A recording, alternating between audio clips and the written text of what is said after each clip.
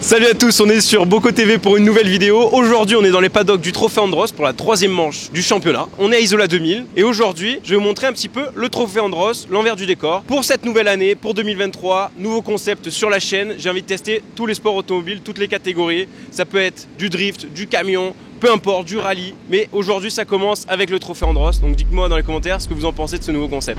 On se balade dans les paddocks, là on va aller au bord de piste pour aller voir les autres voitures rouler. Parce que moi je vais rouler juste après les élites. Il y a deux catégories ici, élite, élite pro. Élite c'est comme la Ligue 2, élite pro c'est comme la Ligue 1. Donc là on va aller voir pour s'imprégner un petit peu de la piste, l'évolution et savoir un petit peu comment il faut rouler sur la piste. Ici sur le camion on a une vue d'ensemble sur le circuit, donc on va pouvoir analyser un petit peu le pilotage des autres pilotes et voir où est-ce qu'il y a l'apparition du goudron, puisqu'effectivement aujourd'hui il fait soleil et le goudron commence à arriver fortement sur la piste. Début de la seconde manche.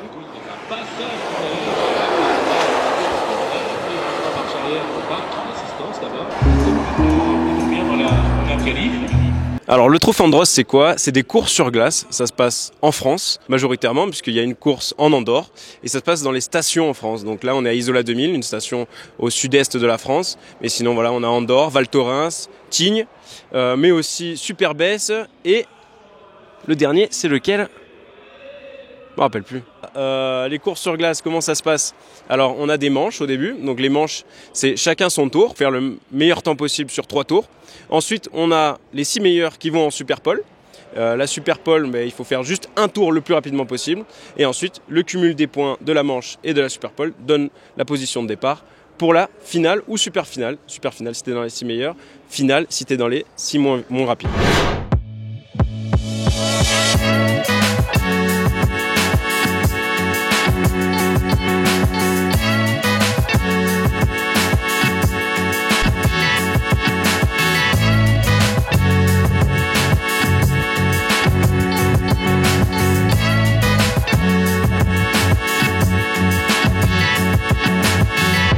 On est dans mon écurie, l'écurie Sébastien Loeb Racing, avec laquelle je roule cette saison au Trophée Andros. Ici, sur ta droite Ben, on va voir Alice. Alice ça glisse. Pour ceux qui me connaissent sur les réseaux Instagram ou TikTok, vous savez que c'est vous qui l'avez choisi, ma communauté. Enfin, à chaque fois que j'ai une nouvelle voiture de course, je donne un petit nom. Donc là, c'est Alice. Alice, qu'est-ce qu'elle a de particulier, Alice? Alice, elle a 4 roues motrices, mais 4 roues directrices aussi. C'est-à-dire, viens voir. Là, tu vas filmer l'arrière, je vais tourner le volant et tu vas filmer l'arrière. Et tu vas voir que l'arrière va bouger.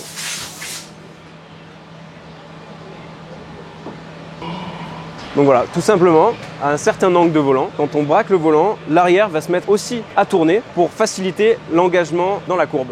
Donc dans Alice, elle ne boit pas de l'essence. Alice, elle est 100% électrique et la batterie, on l'a du côté passager, juste ici. Ça fait plus de 300 kg la batterie, 250 kW, ce qui correspond à peu près à 350 chevaux sur un véhicule. Donc sur la glace, franchement, ça avionne. Et surtout, sur l'électrique, on a le couple direct, donc je te dis les clous, ils arrachent la glace à bloc. Ensuite, qu'est-ce qui va être de particulier? Les talons aiguilles d'Alice. On peut les voir ici. Donc c'est les pneus, sont cloutés, ils sont étroits. Donc pourquoi ils sont étroits? Pour avoir plus de pression et pour pouvoir mieux agripper la glace. Les clous, il y en a beaucoup tout autour avec des gros pavés et c'est la même dimension avant-arrière. Donc c'est-à-dire les pneus avant, on peut les mettre à l'arrière, on peut les mettre à gauche, on peut les mettre à droite. Et donc c'est pour ça, pendant un week-end de course, on peut les changer un peu dans tous les sens.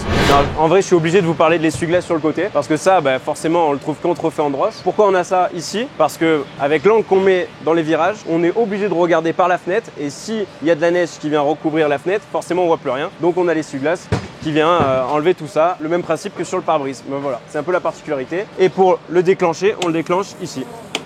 Ici, on peut voir à l'intérieur du coup un petit peu ce qu'on a. Donc on a un volant, ici bouton radio en rouge, en vert les essuie-glaces de l'avant du pare-brise. Ensuite après voilà on a le siège baquet normalement, l'arceau en cas si on part en tonneau qu'on se fait pas tout écrabouiller comme une canette. Non, et ensuite on a 2 pédales, forcément on n'a pas besoin d'embrayage puisque c'est de l'électrique, donc frein à gauche, accélérateur à droite. Moi du coup je freine avec le pied gauche et j'accélère avec le pied droit. Et ici on peut voir les petits poids que j'ai déjà expliqué sur une vidéo TikTok ou sur Instagram où en fait on rajoute du poids au vainqueur de la journée mais aussi au deuxième et au troisième, 60 kg pour le vainqueur, 40 kg pour le deuxième et 20 kg pour le troisième pour la course qui suit. Par contre, si tu gagnes 2 courses d'affilée, tu n'as pas 60 et 60, tu restes à 60. Donc comment ça se passe l'équipe? Ici on a les 2 voitures et derrière ici, c'est là on va venir se restaurer, venir se reposer. On a tout ce qu'il faut, la nourriture, à manger. Ici on met les casques des pilotes, donc c'est bien rangé par pilote. Donc ça c'est mon box à moi. Et ensuite dans le camion, ici on va voir les ordinateurs. Donc les ordinateurs avec les ingénieurs bien sûr derrière qui vont venir travailler pour faire progresser la voiture, mais aussi au niveau du pilotage, on va avoir les caméras embarquées, nous pilotes, pour progresser sur le pilotage. Les amis, je voulais aussi vous parler d'un petit truc. Au Trophée Andros, en fait, vu que ça se passe que l'hiver, on a que des pilotes qui viennent de tout horizon, c'est-à-dire des pilotes du circuit, comme moi, de la monoplace ou du rallycross, comme Jérôme. C'est pas vrai, t'as fait combien d'années de rallycross? J'en ai fait pas 20 parce que ça me vieillirait un peu, mais bien 15 années. Donc effectivement, j'ai fait du rallycross, du rallye, okay, très peu de circuits, contrairement à toi qui fais beaucoup de circuits et moins de disciplines off-road. Et c'est vrai que c'est le côté agréable de ce championnat, c'est de se retrouver dans différents univers. Finalement en hiver quoi. Franchement c'est en fait on voit un peu toutes les catégories, tous les autres pilotes qui sont dans différentes catégories. En fait on se regroupe tous sur le Trophée Andros et où on peut se mesurer contre. Voilà, donc Jérôme c'est mon coéquipier qui est dans la voiture rouge, l'autre voiture de Sébastien Le Brassil. Max qui est mon mécanicien cette année. Salut tout le monde. Ok, donc petite question, parce qu'il y a beaucoup de personnes qui me demandent c'est quoi comme voiture Alice. Donc si tu peux nous en dire plus, parce que voilà, on dirait une voiture, mais bon, c'est pas tout à fait une Renault. Hein. Ouais, c'est un châssis tubulaire avec une carrosserie de Renault Captur. Et du coup, le châssis, c'est fait par qui? Celui-là, c'est fait par Torque Engineering. Donc voilà, donc du coup, c'est pas une Renault Captur qui roule comme ça sur la glace, les gars. Mais en tout cas, c'est l'apparence et toutes les voitures au Trophée Andros, voilà, c'est la carrosserie qui ressemble à des vraies voitures. Mais en tout cas, c'est un châssis tubulaire derrière.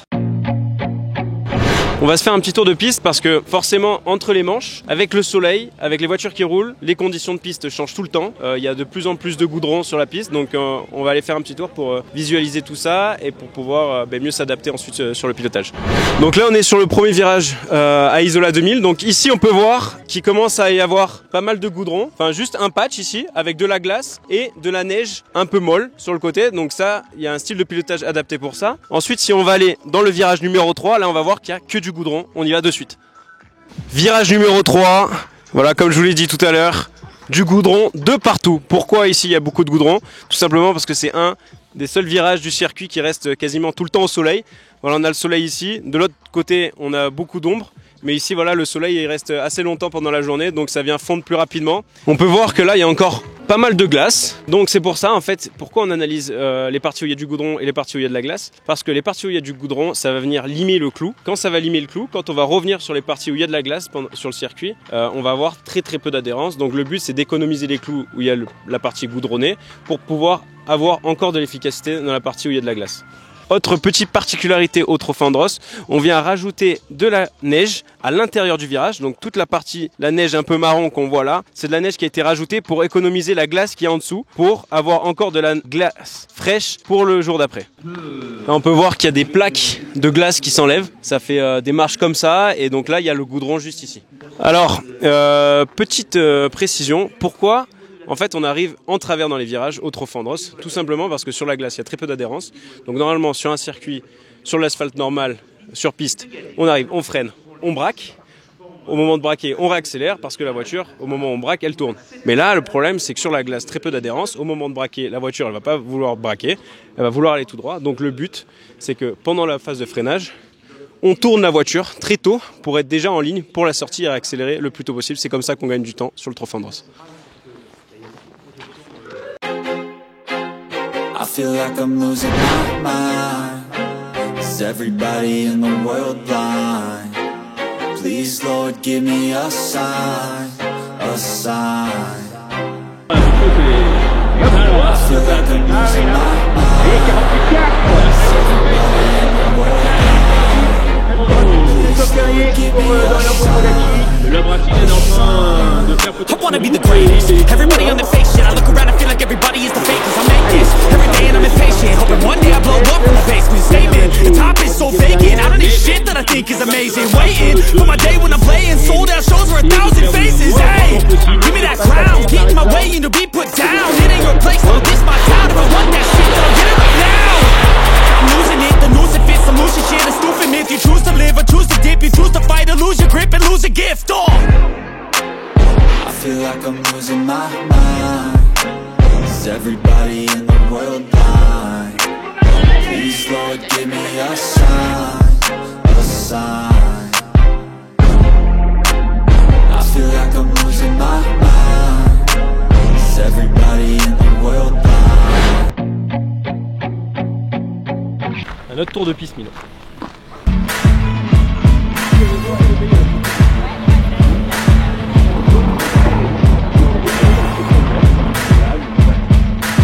C'est parti avec un très bon départ de Boccolacci. Là, t'as Alberton qui a bien suivi. J'ai l'impression que Jean-Baptiste Dubourg... Il a un petit avantage aussi sur les clous, hein. il a une manche de moins. Exactement. C'est Dorian Boccolacci qui le prend le record du tour puisqu'il était le premier à partir. C'est lui qui avait finalement le moins de distance à parcourir dans ce premier tour. Donc il a le record du tour. Dorian Boccolacci est en train de cravacher et que le meilleur tour reste dans l'escarcelle d'Yvan Muller et que nous sommes dans le 3e tour de cette super finale. Et on a oublié Boccolacci qui est vraiment avec 2 secondes et 172 millièmes d'avance. Il va le gagner ici. Et c'est fait. Et la 3e victoire cette saison de Dorian Boccolacci. Superbe victoire de Dorian Boccolacci qui a été, j'allais dire, presque facile. Ah, il nous fait même le 3,60 et il a le droit dans cette catégorie.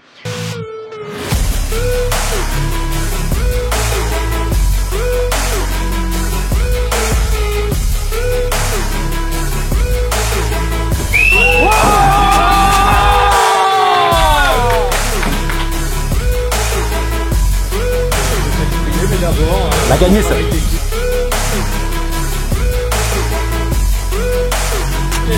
gars, ça va ou quoi? Ouais et toi? Bon, en direct de YouTube là.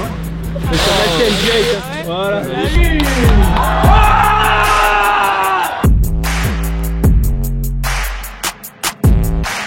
Bon les gars, super content de la journée, on fait premier aujourd'hui, on gagne la manche 1, on fait la super pole, on gagne la super pole, puis on gagne la super finale, voilà. Donc 2 victoires dans le week-end sur 3 courses, ça fait super plaisir. En tout cas merci à toute l'équipe Sébastien Loeb Racing. Si vous êtes chaud de me voir dans d'autres disciplines, dans d'autres catégories dans le sport automobile, vous pouvez vous abonner à la chaîne parce que je vais en faire plein. Mettez en commentaire dans quelle voiture vous voulez me voir, en drift, en rallye, en camion, en ce que vous voulez. Et puis je les regarderai et je m'en inspirerai pour les nouvelles vidéos. Et puis n'oubliez pas le petit pouce bleu et à bientôt pour une prochaine vidéo. Ciao, ciao.